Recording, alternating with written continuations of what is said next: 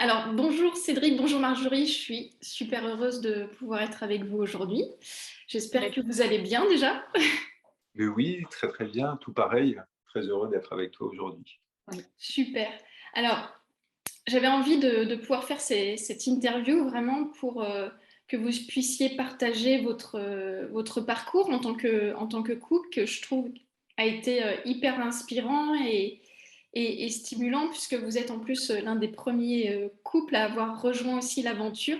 La plupart du temps, c'était plus les femmes qui étaient initiatrices du changement, et puis après, le partenaire suivait. Donc là, je trouvais ça beau aussi, cette démarche de faire ça tous les deux.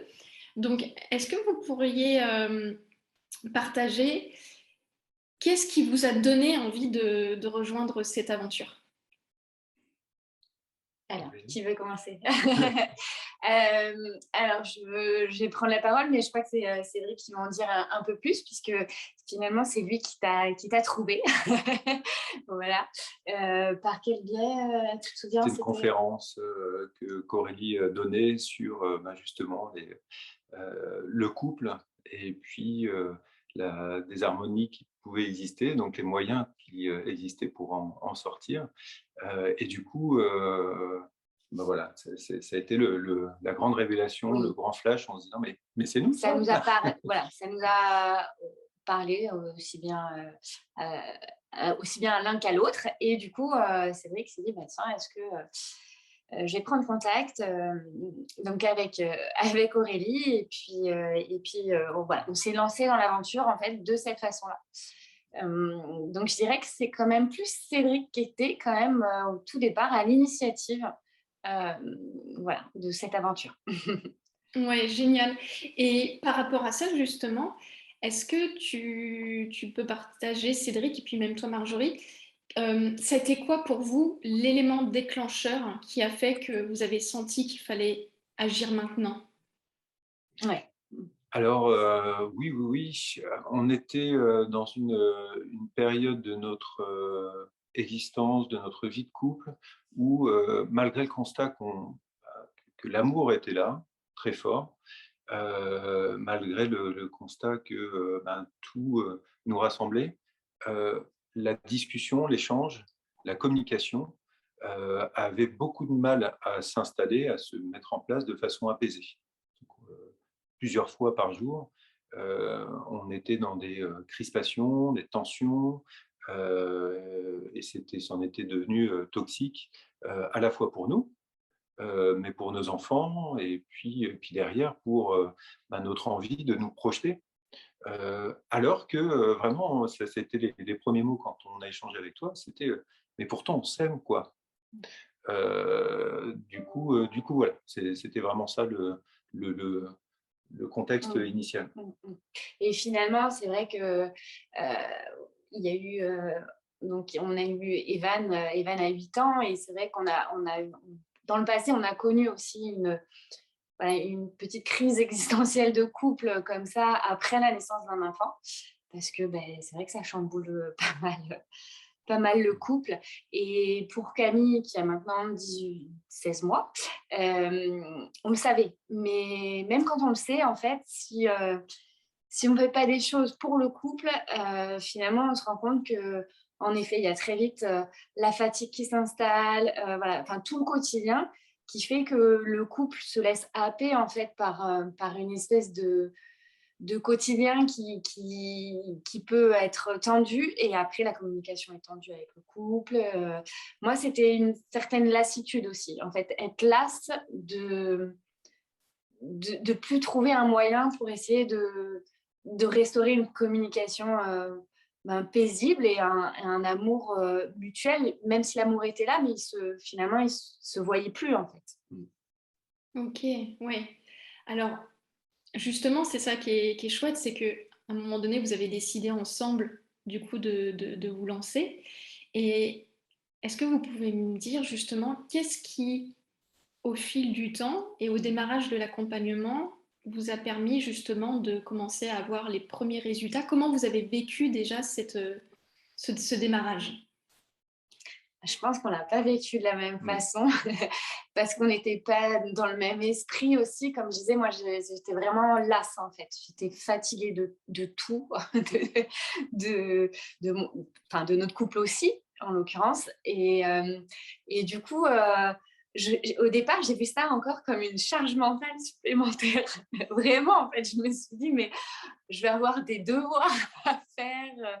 Et donc au début, j'étais pas, c'est pas que j'étais pas motivée, mais j'étais voilà, un peu en surcharge. Voilà. Et en fait, très vite, j'ai pris plaisir à faire ce que je pensais être, enfin, ce que je pensais qu'il allait être des devoirs.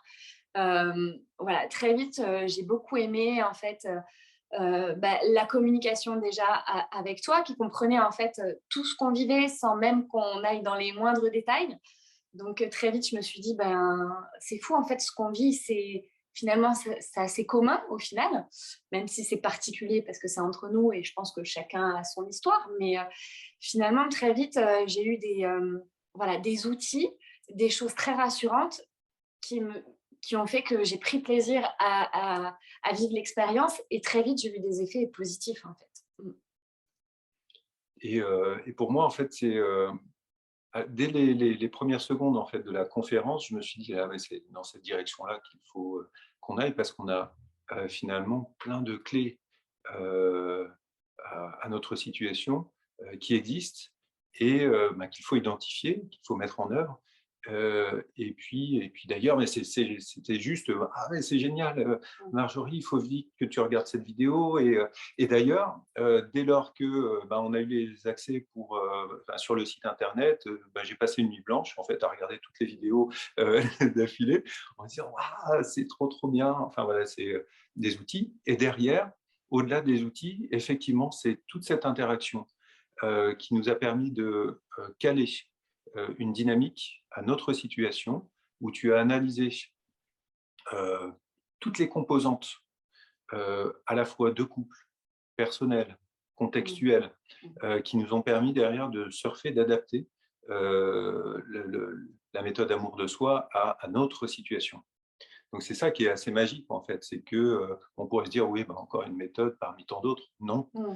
c'est Oui. pas du tout ça. C'est que oui, il y a des outils, qui peuvent être universels, mais derrière cette approche, cette interaction à la fois avec toi, avec le groupe également, ça nous a permis de partir d'une boîte à outils et de l'adapter vraiment à notre situation, nos envies. Ce qu'on sait adapter, nous, comme outil, ne sera pas forcément celui d'un couple, d'un autre couple, mais voilà, il y a suffisamment de choses derrière à Mm. aller chercher, pour que, ça nous colle à la Oui. peau. Il y a très vite du concret en fait. Ouais, Voilà. Mm. et c'est vraiment ce sentiment, tout de suite, d'avoir, été, happé, par la dynamique, et à la fois avec toi, les outils, qu'on mettait en œuvre, derrière, et qui, dès les premières semaines, a permis de déverrouiller tout de suite des, situations de crispation où certes on se prenait encore, bien la tête, hein, dans la journée, mais on se posait à chaque situation de tension et on déroulait, Mm. la méthode qu'on s'appliquait à notre couple. Mais il fallait, au final, il faut qu'il y ait encore des moments en fait, Mmh. justement pour que le processus se fasse en fait, parce que sinon si on n'est pas challengé à ce moment-là, en fait, enfin voilà, faut qu'il y ait du concret en même temps. Donc c'est vrai que bon, il y a toujours eu des pics, mais j'ai envie de dire au contraire, ils ont été finalement bénéfiques, même si sur le moment on les vit pas forcément très bien. Après, avec du recul, on se dit, mais il fallait qu'on vive ça en fait pour faire tout le déroulement et pour en être là aujourd'hui. Ouais. Comme dit, un philosophe qui s'appelle Batman, hein: «Pourquoi tombe-t-on? C'est pour mieux se relever». Derrière, très inspirant. C'est sûr Et que au démarrage de l'accompagnement, c'est pas les situations désagréables qui manquent sur lesquelles travailler.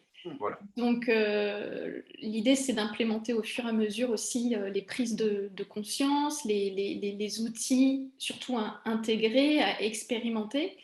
Et donc, est-ce que pour vous, il y a eu vraiment des prises de conscience, des déclics qui ont par la suite vraiment amené, soit pour vous, soit pour l'autre, une véritable transformation? Mmh, mmh. Alors moi, je sais qu'à titre personnel, c'est le besoin, en fait, de prendre du temps pour moi. Très, très vite, ça, je me suis rendu compte, mais c'est bon, c'est à titre personnel, mais ça a des répercussions finalement sur le couple après par la suite. C'est-à-dire qu'en tant que maman, pour la deuxième fois, c'est vrai que, en plus, Camille était vraiment, voilà, vraiment bébé. Et on est dans ce rôle de maman permanent, on s'oublie complètement, pas en tant que femme, parce que justement, on avait déjà vécu ça avec le premier, donc je faisais quand même attention à ne pas être trop autant fusionnelle que je l'étais avec mon fils, et j'ai laissé Cédric avoir un rôle enfin, important par rapport à Camille. Mais malgré tout, en tant que maman, on culpabilise, on se dit en fait, le moindre moment que j'ai de off, et ben, on ne se pose pas, on fait des choses à la maison, ou alors on culpabilise, donc finalement on commence, mais on s'arrête et puis on retourne avec les enfants. Et je me suis dit, mais en fait, c'est vrai que si je ne peux pas aller bien, si je ne fais pas des choses aussi pour moi, pour être bien en fait. Et j'ai réalisé que les enfants, ou même dans le couple, le conjoint, en fait, ils aiment nous voir heureuses en tant que maman, en fait. Et c'est la seule chose, pas la seule chose qui compte, mais c'est peut-être la première chose qui compte avant tout le reste qu'il y a à faire à la maison, le ménage et j'en passe, quoi. Donc ça, très vite, en fait, je me suis rendu compte que, et ce que je reprochais aussi à Cédric, c'est parce que lui, par contre, prenait du temps pour lui, savait prendre du temps pour lui. Et du coup, je lui reprochais et en même temps, je l'enviais. Donc, c'était très, très ambivalent. Enfin, c'était ah ben lui, il se permet, mais pas moi. Enfin, voilà. Donc, très vite, ça, c'est vrai que ça m'a beaucoup aidée de me dire, bon, bah, voilà, stop, en effet, il faut du temps pour moi. Et voilà. Mais ça, c'est vrai que c'est plus à titre personnel. Pour moi, en fait, il y a plusieurs moments clés qui, qui sont arrivés. Le premier, c'est que, pour le coup, j'étais un peu désemparé face aux émotions ou à la colère exprimée par Marjorie, et puis je le prenais vraiment pour moi, en me disant, mais du coup, comment il faut que je sois? Il y a un refus simplement de ce que je suis, parce que si elle est en colère tous les jours et qu'elle l'exprime contre moi, c'est donc moi qui, ouais, qui en est la cause. Et du coup, pour le coup, ça faisait partie des premiers mots et de ce que j'ai vu effectivement dans nos échanges sur le site, c'est que j'étais heureux de l'être, je n'étais qu'un stimuli. Alors certes, ça n'enlève pas la responsabilité de certains actes, mais ce que je veux dire, c'est que à un moment donné, on n'est pas responsable des émotions, pas forcément responsable des émotions suscitées chez son ou sa conjointe. Donc, pour le coup, ça a été un socle. Là, ce sur quoi derrière on s'est vraiment appuyé. Euh, Autant moi, je pense que toi, parce que si Marjorie est plus expressive dans ses émotions, moi aussi, le fait que je sois plus posé et ça l'énervait, j'étais aussi responsable de certaines émotions chez Marjorie. Et donc, on était dans un jeu un petit peu comme ça. Donc ça, première révélation. Et puis après, comme on explore quand même des choses très en profondeur, en introspection, l'EFT, c'était juste énorme. Alors là, je peux dire que c'est effectivement quelque chose qui a été très révélateur. Ça a solutionné beaucoup de choses chez moi.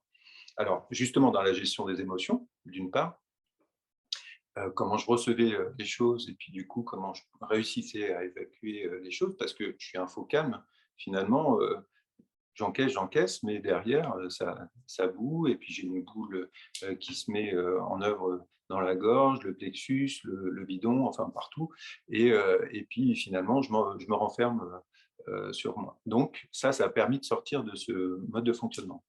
Et puis derrière aussi, ça a permis de résoudre de grosses problématiques que j'avais liées à l'enfance et qui finalement rentraient en écho avec notre situation de couple. Et alors, certaines choses que je traînais depuis 25 ans, mais alors ça, c'était juste énorme. J'en suis mais resté complètement abasourdi après notre séance de d'EFT, la première. Ben voilà, 10 minutes. Il a fallu 10 minutes pour que des émotions ancrées physiquement chez moi soient évacuées. Alors certes, après, il a fallu peut-être revenir nettoyer un petit peu certaines choses, certaines émotions qui sont revenues, mais ce que je veux dire, c'est que là, j'ai pu vivre de l'intérieur l'efficacité de cet outil-là. En plus, ça rentre en écho, je suis un peu bavard. Je suis avec, alors je ne me rappelle plus comment ça s'appelle cette méthode, mais c'est quand on observe de façon distante une scène qui nous a provoqué une émotion forte, La PNL. la PNL. Et pour le coup, qu'on rentre dans la scène pour ressentir le vécu, puis on ressort pour proposer des clés, des solutions et associer des émotions positives à ce qu'on a vécu avant. Ça aussi, EFT, PNL, ça a été en fait un moment très très fort.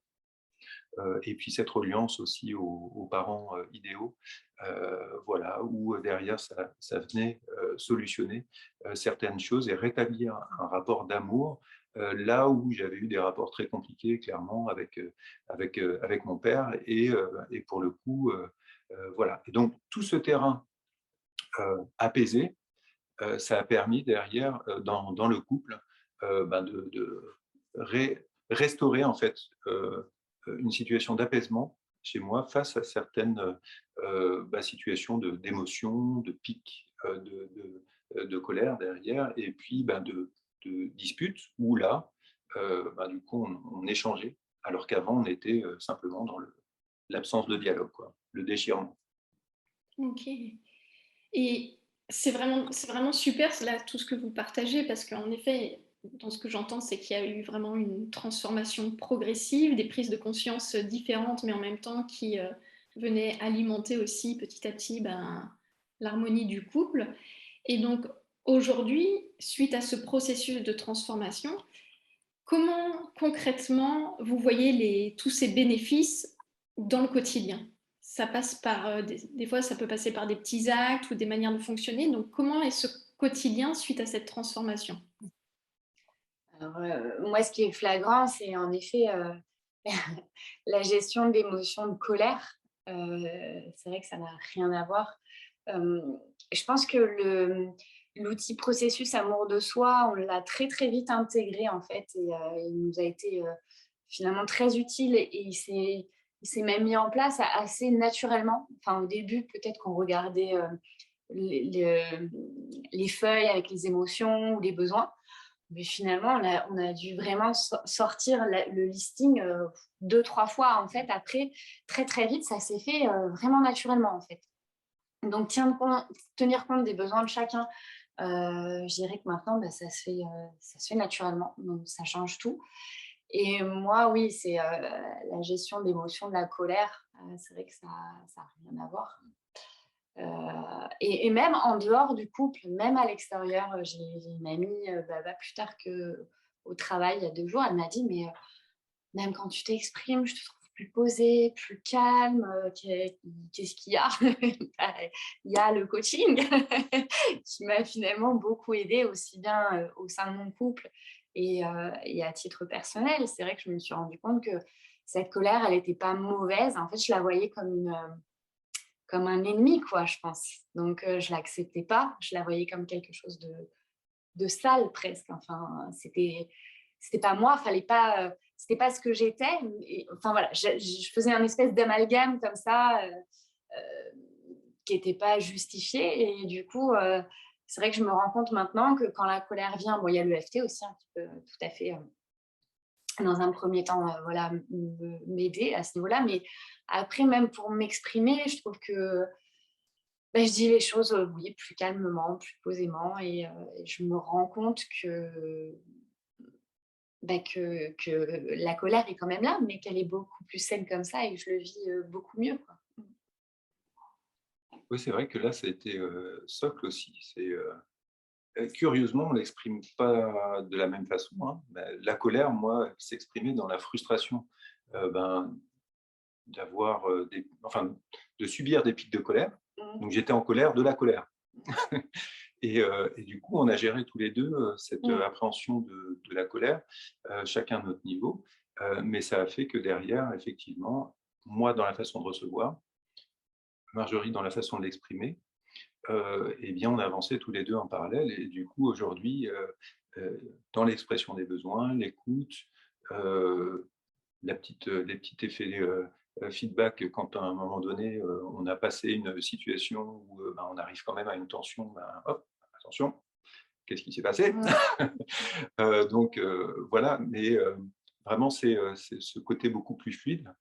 Euh, Ça n'empêche pas, comme je le disais, d'avoir des moments, et puis il faut que ça sorte de toute façon, des moments où il y a des situations de tension, mais derrière, on en revient aux essentiels, savoir ce qu'on a vécu et puis pourquoi les choses se sont mises en place. Donc vraiment, ça, c'est le gros changement au quotidien. Et ça change tout, parce que c'était clairement, finalement, notre seule problématique. Comme je le disais, des enfants magnifiques, l'amour était là, mais derrière, l'un et l'autre, un passé, une relation aussi avec des parents un peu compliqués, et tout ça qui venait gâcher notre situation de couple. Et le fait de solutionner tout ça a permis derrière d'identifier d'où venaient ces émotions, et puis derrière d'apaiser notre situation de couple qui, pour ses essentiels, n'avait aucun problème. C'était tout ce bagage-là, ces valises. Moi, c'était même un cargo quand il s'est agi de vider tout ça. Une fois que ça a été vidé, ça nous a permis de nous retrouver sur nos essentiels. Et moi, c'était un camion ben. Mais du coup, oui, je pense que c'est ça. Ça a été une chouette aventure, une belle démarche qu'on a fait tous les deux parce que voilà, on n'est pas non plus ensemble par hasard, voilà, mais je pense qu'on était voilà, sur un chemin où on avait besoin d'aide. Et c'est vrai on a des passés en plus compliqués tous les deux, assez similaires. Donc je pense qu'il y a des fois, en fait, c'est pas qu'on était dans l'incompréhension, mais peut-être que ça faisait écho à des blessures du passé, en fait, qui n'étaient pas encore complètement guéries. Et je pense que c'était d'autant plus challengeant. Ouais. Du coup, comment vous vous sentez maintenant tous les deux et individuellement dans le présent, et aussi comment vous vous sentez par rapport à l'avenir?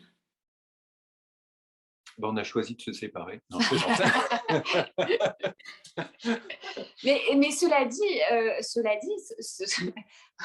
heureusement non, mais ça aurait pu être une finalité. Moi, quand j'ai commencé le coaching, en fait, quand on a commencé, je me suis dit, mais de toute façon, je perds rien à le faire, en fait, parce que même si on est amené à se séparer, ça aurait pu être pas une solution, mais voilà, ça aurait pu nous arriver, ça peut arriver à d'autres. Je m'étais dit, même si la finalité, c'est une séparation, eh ben, peut-être qu'on se sépare en beauté, quoi. Enfin, peut-être que finalement, la communication pour les enfants, pour l'avenir de nos enfants, c'est essentiel. Il fallait qu'on retrouve en fait une communication saine et voilà. Mais non, heureusement, on est redevenus des alliés et c'est comme ça que je le ressens en fait. C'est pour l'avenir. Après, on ne sait jamais ce que l'avenir nous réserve, mais je sais que aussi bien moi que toi, on ne se voudra jamais du mal en fait, parce qu'on aura été alliés et on est encore alliés et on le sera, j'espère, jusqu'au bout. Et c'est ça qui est essentiel en fait.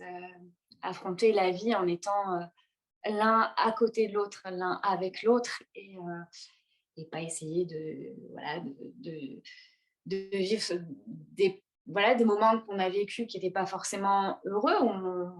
Voilà, on s'est chamaillé, mais je pense qu'il fallait aussi qu'on passe par là. Ouais. Et du coup, ça nous permet de nous projeter vraiment dans l'avenir en se disant de quoi on a envie. On n'était même plus dans ça en fait avant, alors que Oui. on avait des envies communes, on a voyagé, on a fait des choses qui étaient très chouettes tous les deux. Et puis avec cette situation-là, on n'arrivait même plus à s'envisager l'un avec l'autre. Et là, le fait qu'aujourd'hui, on se rêve des situations, on se projette dans le futur, bon, avec un contexte un petit peu compliqué, mais là, c'est plutôt, on va dire, le contexte de société actuelle. Mais malgré tout, avec ça, on se dit, mais alors, quel scénario on pourrait explorer ensemble? Et comment ça résonnerait avec les enfants, etc. Enfin, bref, on est dans une construction de l'avenir. Voilà, tout en vivant aussi le présent, comme on le disait, beaucoup plus sereinement, heu, avec passion, enfin voilà, c'est à la fois on vit l'instant présent sereinement et puis on se projette. Mmh. Pour le couple, ouais. Ouais. Et après, à titre perso, moi, c'est vrai que je pense que j'ai appris à plus m'écouter, en fait. Plus tenir compte plus de mes besoins, même si j'en tiens pas compte sur l'instant T, au moment où je le ressens, je m'écoute plus, en fait. Je prends plus soin de moi, au final. Oui, et puis alors ça, c'est un Et pas grand. à travers, voilà, que mes enfants ou que, Ouais, que la maison. ouais, ouais. Ça, c'est vraiment un grand motif de satisfaction pour moi parce que ça, c'était très prégnant avant où je me disais, mais Marjorie se gâche, elle s'enferme dans une situation ou des obligations que je lui impose même pas en tant que conjoint. Et du coup, c'est dommage parce qu'elle ne vit pas sa vie. Et là, Mmh. clairement, on est dans autre chose. Elle s'écoute, voilà, du coup, elle se projette. Et moi, c'est pareil dans ma façon de m'écouter. Il y a, je pense, plus de jalousie ou de concurrence. Oui, mais non, du Voilà. coup, il y a plus ça. Et après, c'est vrai que par contre, c'est un peu, un peu grisant pour moi parce que je me dis, mais ouais, j'ai 40 ans, enfin 41 maintenant, il y a depuis peu. Et je me dis, mais ça veut dire quoi? Ça veut dire qu'avant, en fait, j'ai pas vécu, en fait. Enfin, j'ai j'ai vécu, mais j'ai pas vécu ma vie vraiment en me disant, est-ce que, enfin, vraiment en faisant ce que je veux réellement, quoi. Et pas en fonction de ce que veulent les autres. Et ça, c'est dur, quoi. Je me dis, il aura fallu 40 ans de vie, en fait. Mmh. Jamais trop tard. Ça vous a demandé aussi du courage, ça demande du courage d'entreprendre aussi cette démarche parce que dans ce que j'ai pu observer à chaque fois, c'est que ça vient confronter à des peurs. Est-ce que je vais être capable? J'ai peur que ça ne marche pas. Ça peut être aussi j'ai peur que ça marche parce qu'en même temps, ça a toujours été comme ça pendant tellement de temps. Donc, est-ce qu'au final, ça peut fonctionner? Donc, il y a plein d'appréhensions aussi à l'idée de se lancer, et vous en avez eu aussi. Donc, au final, qu'est-ce que vous diriez à une femme ou un couple qui hésiterait et qui aurait peut-être des peurs à se lancer dans cette transformation?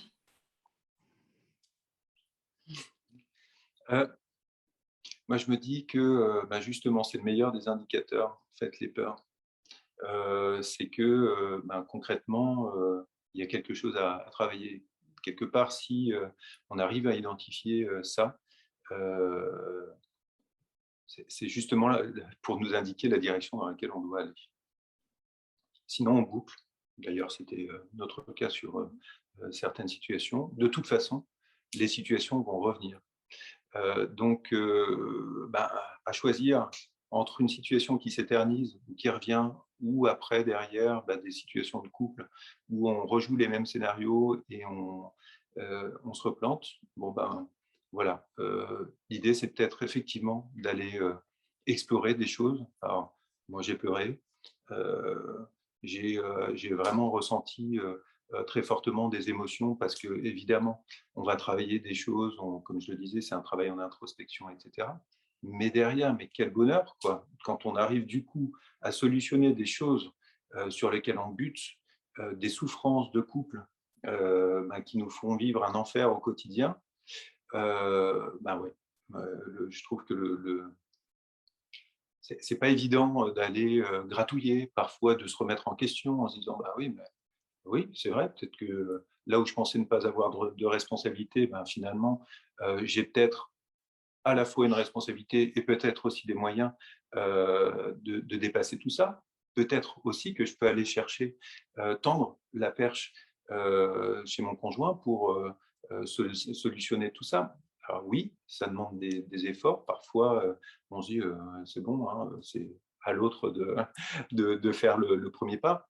Mais oui, mais si finalement on ne dépasse pas ces limites intellectuelles-là, eh bien, on n'y va pas. Donc, ça, c'est un premier truc. Et puis, vraiment, euh, autant que possible, euh, je trouve que pour nous, ça a été une aventure de couple, d'associer sa conjointe dans l'aventure. Ça doit être, je pense, un facilitant énorme.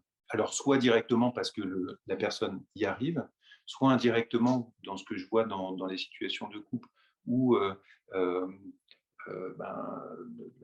la conjointe vient vers le partenaire de vie pour l'impliquer dans l'aventure et puis dire regarde ce que j'ai appris, voilà ce qu'on pourrait mettre en place, ça te dit finalement c'est quelque chose de bien, mais quoi qu'il en soit, à un moment donné ou à un autre, le partenaire entre dans la danse et c'est très bien.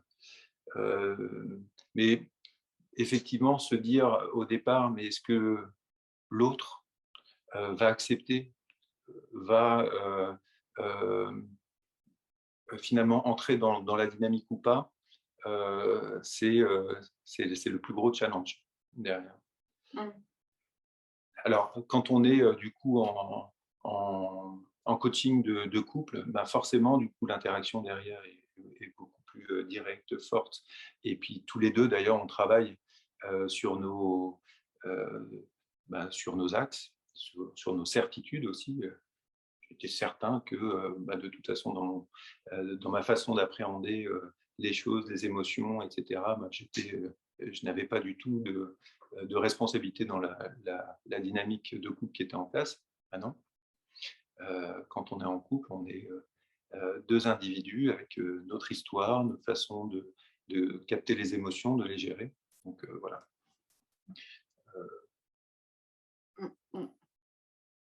Après, oui, qu'est-ce qu'on pourrait... c'est une sacrée expérience. Après, ça peut faire peur, mais je dirais ça reste... la peur, elle est peut-être au début, c'est de l'appréhension, parce que quoi qu'il arrive, voilà, comme je le disais précédemment, ce qui peut y arriver de pire, c'est une séparation, mais une séparation en long terme. Donc, je pense que et quand bien même si cette finalité, c'est ça, même si on n'a pas réussi à sauver son couple, avec tout l'amour qu'il peut y avoir, et ben, on se sauve soi-même, en fait, avec tout l'amour qu'on a pour soi et ça, c'est essentiel, quoi, pour redémarrer, pour rebondir, en fait. C'est beau. C'est une belle conclusion, Marjorie. Ouais. Donc, un grand merci à vous deux pour votre partage qui, je pense, va vraiment, en tout cas, inspirer pas mal de monde. Est-ce qu'éventuellement, il y aura un dernier petit mot que vous voudriez partager? Oui, merci. Merci Aurélie. Un grand Merci. merci. Merci aussi à tous ceux qui participent au coaching de groupe parce que c'est très inspirant Oui. aussi. Et enfin, ça permet effectivement derrière de trouver des clés de compréhension. Et puis, voilà. Ouais. Donc, ça, et puis vraiment, voilà, cet accompagnement tout au long du processus, mais c'est juste énorme. Voilà. Donc merci à toi. Eh bien, un grand merci à vous deux aussi pour vous être prêtés au jeu, parce que comme je dis, hein, moi je suis disponible pour transmettre, mais après c'est ce que vous en faisiez, l'implication qui fait que c'est ce qui amène aussi ces beaux résultats. Donc un grand merci à vous deux aussi pour avoir joué le jeu, avoir été impliqués, et, euh, et je vous dis à très bientôt. À À très bientôt. bientôt, Aurélie. À bientôt. À bientôt.